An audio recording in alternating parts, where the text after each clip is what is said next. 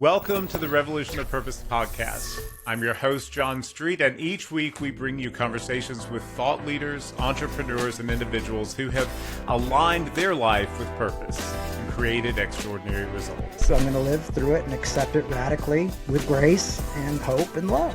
I would be proud to be in this council. It was an honor. I had so much fun. Tune in every Monday for the Revolution of Purpose solo show and every Thursday for Revolution of Purpose conversations.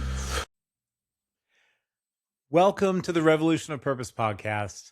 My name is John Street. I'm a mindset coach, a speaker. I'm the author of the book Revolution of Purpose. And most importantly, I'm someone who spent years searching for purpose, fulfillment, and alignment. And I finally found that success when it wasn't just based on money or the things that I owned, but it was actually purpose-driven success. So if you've ever felt unsuccessful, or you've ever felt like maybe your reality was successful, but deep down you didn't feel fulfilled, or if you've ever felt like there has to be more to your life, or maybe there are things that keep you stuck, maybe there are limiting beliefs that you just can't get past. If you've ever wondered what your purpose is, then you are in the right place. Today, I want to talk to you about a question that sounds simple, but has the power to change your entire life. Have you ever felt that you were someone in a situation that wasn't bad, but it just wasn't right anymore? Let's dive in. So have you ever felt like there was a tug towards something more? Even though what you currently had seemed to be working, like maybe it looked right on paper, but you just knew there was something deeper or something else you're supposed to do. Basically, I would say it's like outgrowing a season of life, but you stay in that season because it felt safe. Most personal growth conversations focus on removing negative things. And before I can even move on with this purpose conversation today, I want to talk to you about that. Like before we can talk about identifying the good that may not serve you anymore, we do have to talk about the bad. Because if you're still in an environment that is really negative or that's bringing you down, that has to be handled first. That has to be handled before you can do anything else about identifying what things are good but still not serving you. So if you're in an environment and let's say you're surrounded by toxic people, you're surrounded by people who are bringing down your energy. Maybe you're surrounded by people who act like they support you, but behind your back, they don't. You've got to cut ties with those people or put down some really awesome boundaries that you can live by. Sorry if I just threw off, but I saw my dog Judah hop up on the ottoman. And as you know, he's the actual star of this entire podcast. If you see him walking around, don't worry, it's perfectly normal. He may even talk. He is a husky rescue, so I wouldn't be surprised. But back to what we're talking about. If your environment is full of toxicity, if your environment is full of negativity, then that is bringing you down in ways that you may not even realize. It's affecting your energy. And our energy is all that we have. At the end of the day, what we're putting out there as our energy is what we're getting back. So I want to ask you, I asked this in the first solo episode, but what things are you tolerating? What negative things in your life are affecting your energy? So it can be toxic people. And like I said, maybe you cut those people off. Maybe you put down some really good boundaries of how to deal with those people. It could be toxic relationships. That can be family. That can be friends. That can be your spouse. And I'm not saying that you leave those people. I'm not saying you cut those people off, but especially if it's someone that you have to interact with all the time, then I would encourage you to put down the boundaries that you need that protect your mental health and then see if you can get them to go to counseling with you so that you can work these things together. If you have narcissistic people in your life, people that don't have your best interest at heart, those are where the boundaries are most important. Because those people, if you're not careful, will form a codependent relationship with you and you'll form a codependent relationship with them. And before you know it, you are going to be quieting your voice, shrinking, staying in the corner because you want to withhold the image that they think you should have. And it has nothing to do with the image that you want to have. So first of all, get rid of the toxicity. Boundaries or cutting them off.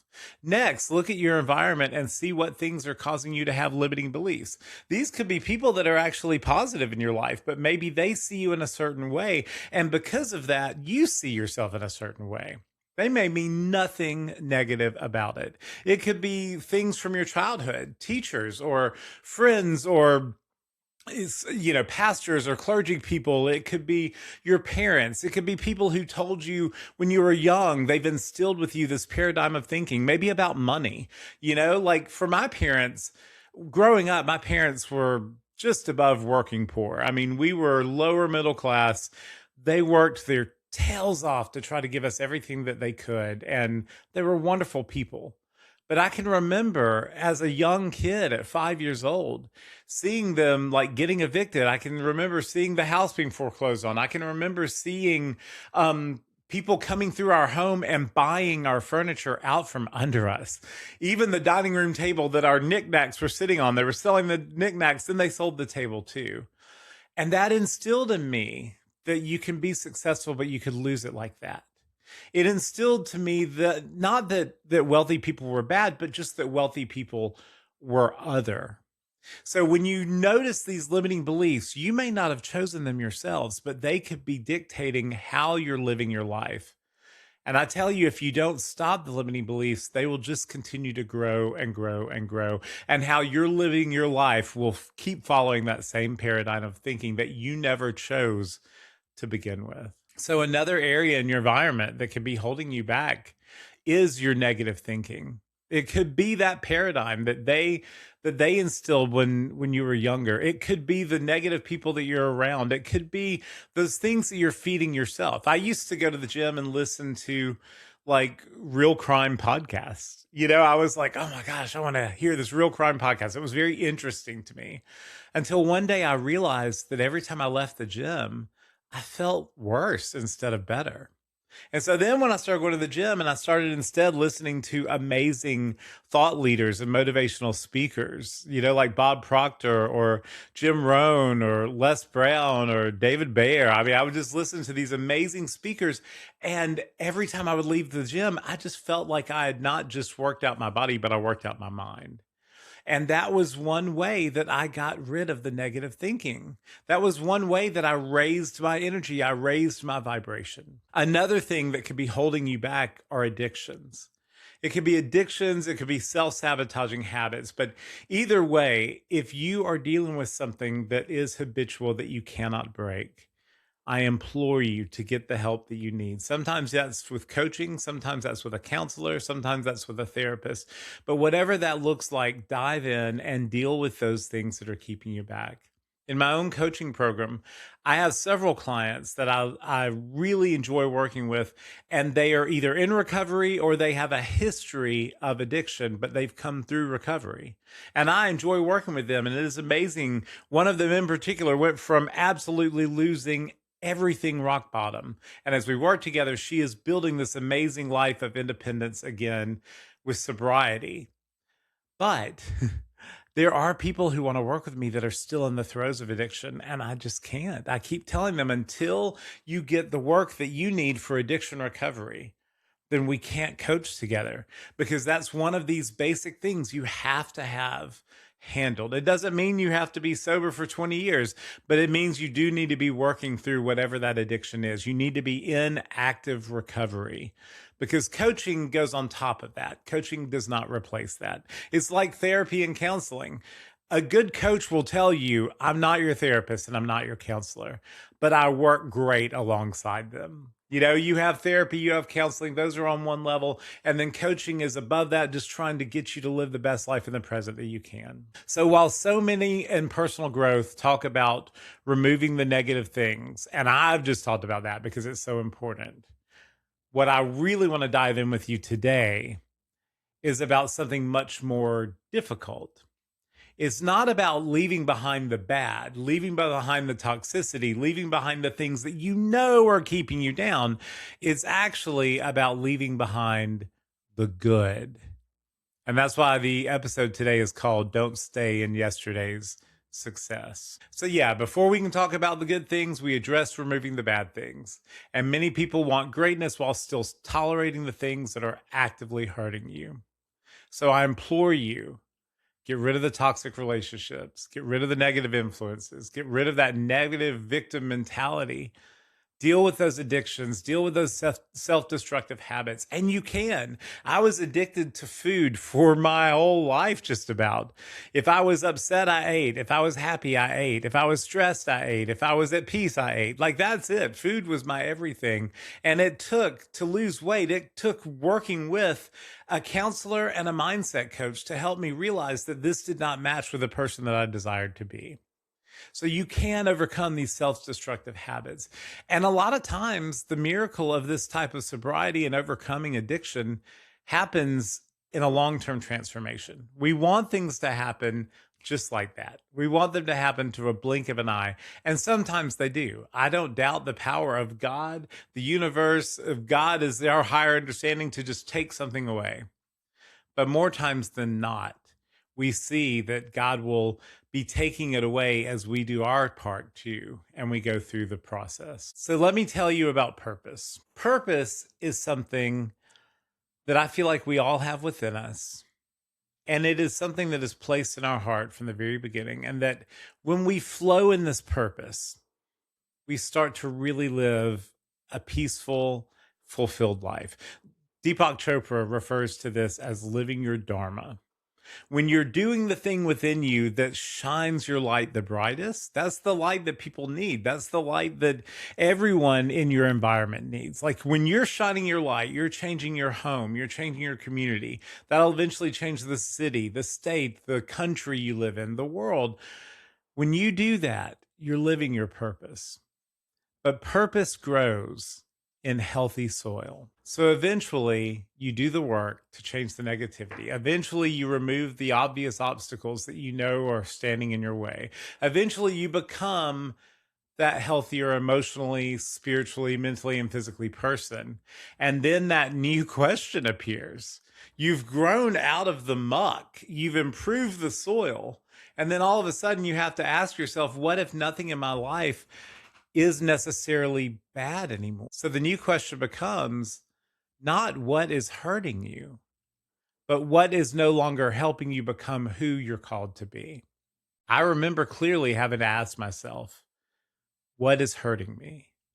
What is no longer helping me become who I am called to be? You know, there are such things as good jobs, good opportunities, good routines, good identities, good relationships, good business models, good seasons in life. Not everything that limits your growth is toxic.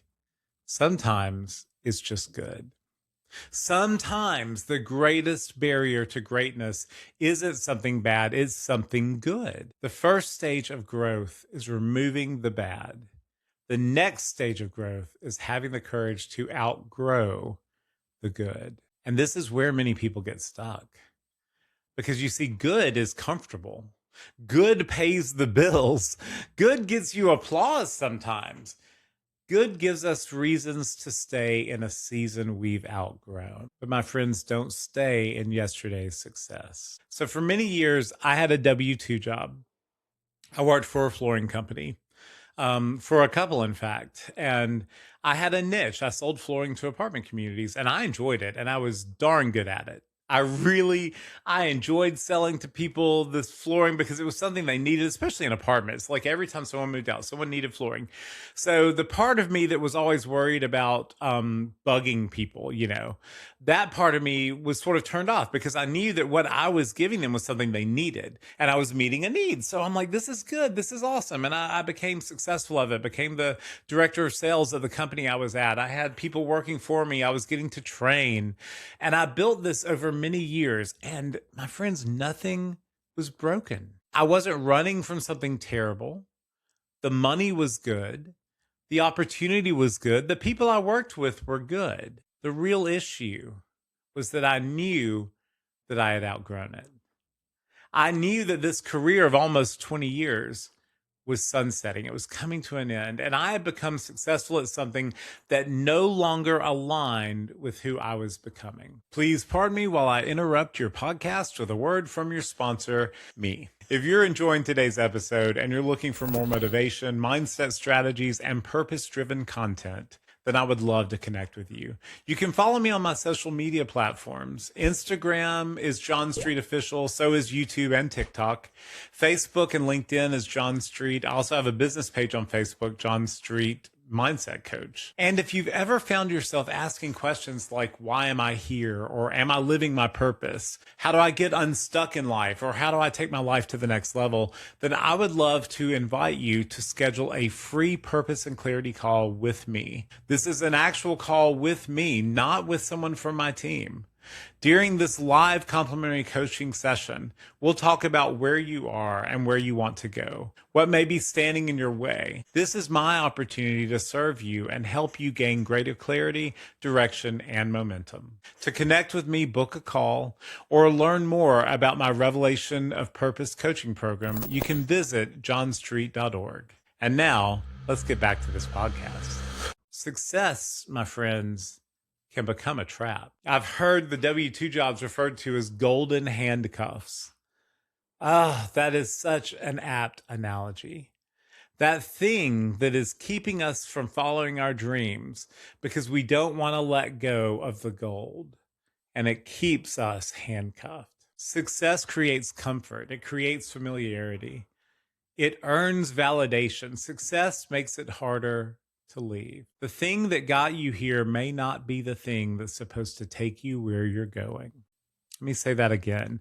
The thing that got you here may not be the thing that's supposed to take you where you're going. So where are you staying simply because it worked in the past? Think about a plant for a minute. You know, if you have a small plant when you first get it, it may just have one or two stalks or blooms on it, and you have it in that small little container. Well, the first thing you have to do is take it out of that container and put it in a little bit of a bigger pot so that the roots can grow. You add some more good dirt, some soil, some manure. You add the nutrients, the healthiness that plant needs to grow. So let's say that you've got that plant in a bigger pot. Well, then the roots start to take off, and you can tell the plant's growing up top. But what's really happening down below is it is anchoring itself. Down below, it is getting stronger. Down below, those roots are starting to spread. That pot serves a purpose, but eventually, if you don't take it out of that pot into a bigger pot, those roots can't keep growing. The roots need expansion, and a pot is a fixed place that keeps them from expanding. Eventually, that pot that was helpful because it was keeping in the dirt, keeping in the nutrients, that same environment that once helped that plant grow now limits the growth. And you guys, that applies to careers. That applies to relationships.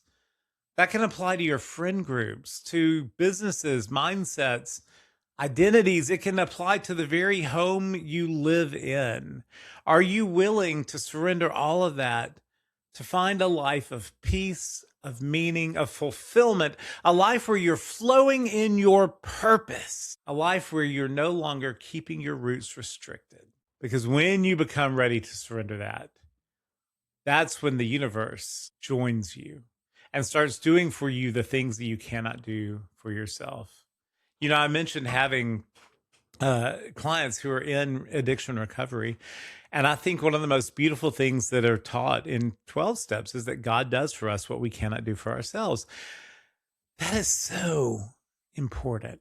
And I have so much belief and faith in that because I've seen it time and time and time again. And sometimes that very thing that God does for us that we can't do ourselves is giving us the strength to walk away from the good to flow in the great. When the very thing that once supported you starts restricting you, it's time to move on. My mom, God bless her soul, she was a firecracker. You would have loved my mom.